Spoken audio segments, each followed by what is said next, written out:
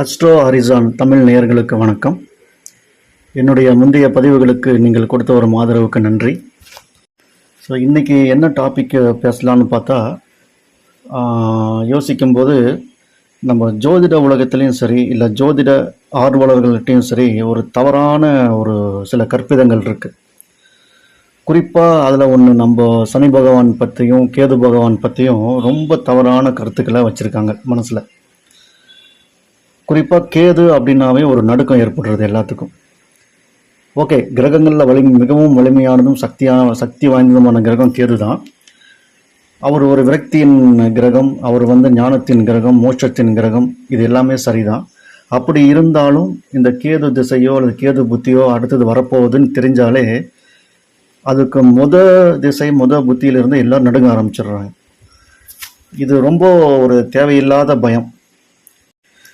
இந்த பயத்தை யார் பண்ணியிருப்பான்னு பார்த்தா, ஒரு சில ஜோதிடர்கள், கொஞ்சம் கமர்ஷியலாக இருக்கிற ஜோதிடர்கள், இந்த மாதிரி வரக்கூடிய வாடிக்கையாளர்களை பயமுறுத்தி, ஸோ இந்த யாகம் பண்ணலாம், இந்த கோயிலுக்கு போகணும் அப்படி இப்படின்னு சொல்லி ஏதோ ஒரு ஒரு பெனிஃபிட்டுக்காக கேதுவை பற்றி மிகைப்படுத்தி சொல்லி பயமுறுத்தி ஒரு சில வேலைகள் பண்ணதனுடைய விளைவு கேது அப்படின்னாவே எல்லாரும் பயப்படுற மாதிரி ஆயிடுது.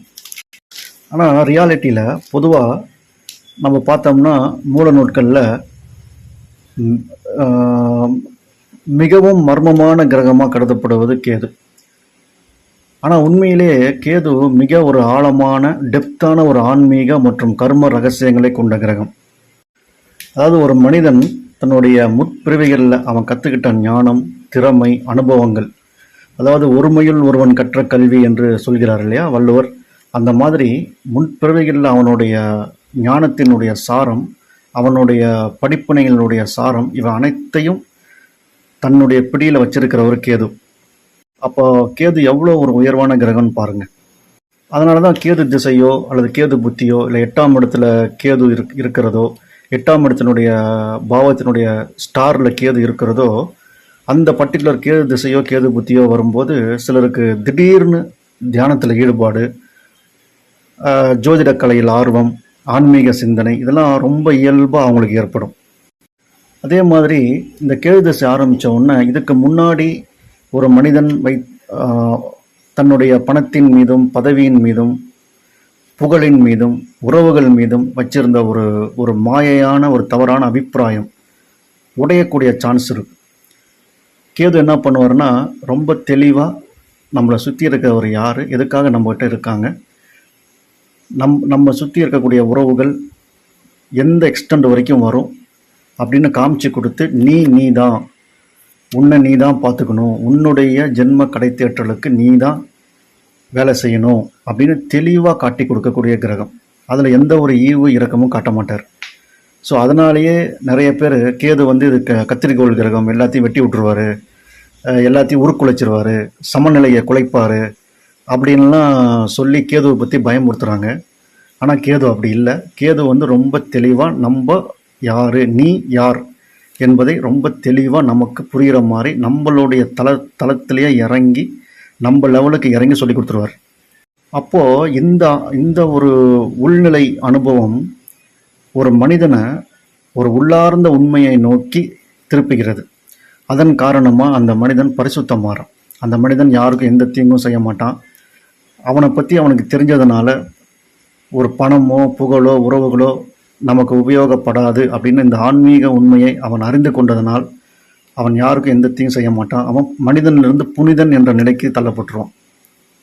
குறிப்பாக நான் சொன்ன அந்த பணம் புகழ் படோபடம்லாம் இந்த மாயையை உருவாக்கக்கூடிய கிரகம் யாருன்னா, இதுக்கு நம்ம கேதுவுக்கு ஆப்போசிட்டாக இருக்கக்கூடிய ராகு பகவான். அவர் தான் பேராசையினுடைய கிரகம்.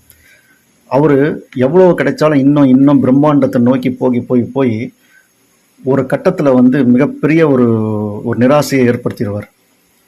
ஸோ அந்த ராகு உருவாக்குற அந்த மாயையை உடைக்கக்கூடிய சக்தி கேதுவுக்கு தான் இருக்குது.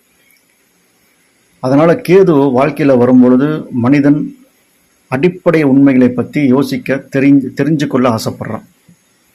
ஒரே வரையில் சொல்லப்போனால் ஒரு மனிதனை நான் யார் அப்படின்ற கேள்விக்கு அழைத்து செல்பவர் கேது.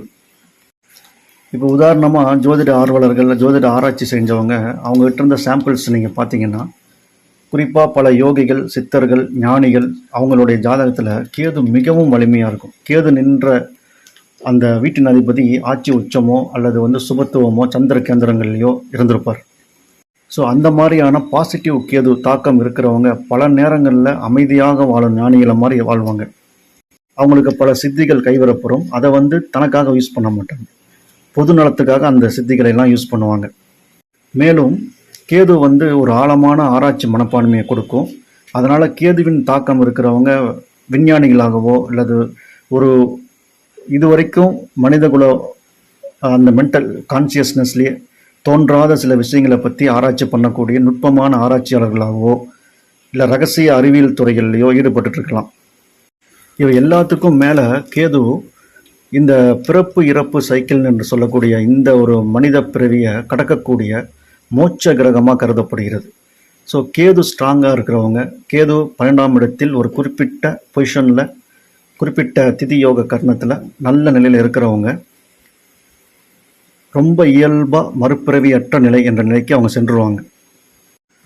ஏன்னா கேது முதல்ல ஒரு குழப்பத்தை கொடுத்து ஏன் இந்த மாதிரிலாம் நடந்துச்சு நம்ம வாழ்க்கையில் அப்படின்னு சொல்லிட்டு ஒரு இன்ட்ரோஸ்பெக்ஷன், நாமளே யோசிக்க வைக்கும், கண்டம்ப்ளேஷன் பண்ண வைக்கும்.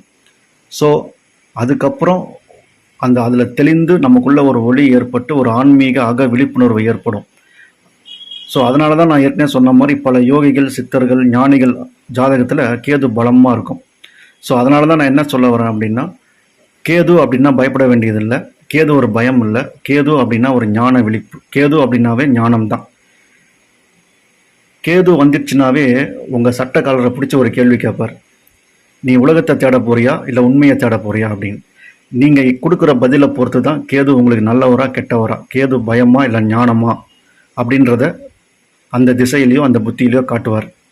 ஸோ ஆகவே அன்பர்கள் யாருமே கேது திசையோ கேது புத்தியோ வந்தால் பயப்பட வேண்டாம்.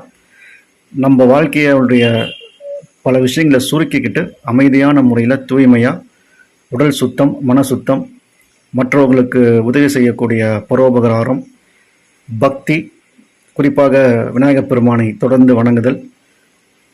கேது வைநாசிகமாக வந்துச்சுன்னா அவர் எந்த நட்சத்திரத்தில் எந்த ராசியில் நிற்கிறாரோ அதனுடைய உறுப்பு காரகத்துவங்களில் கவனமாக இருத்தல் போன்ற விஷயங்களில் கவனம் எடுத்துக்கிட்டு அமைதியான முறையில் உங்கள் வாழ்க்கையை அமைச்சுக்கிட்டிங்கன்னா கேது மிகப்பெரிய ஞானத்தை தருவதற்கு தயாராக இருக்கிறார். கேது பயம் அப்படின்றது இல்லை, கேது அப்படின்னா ஞானம். நன்றி.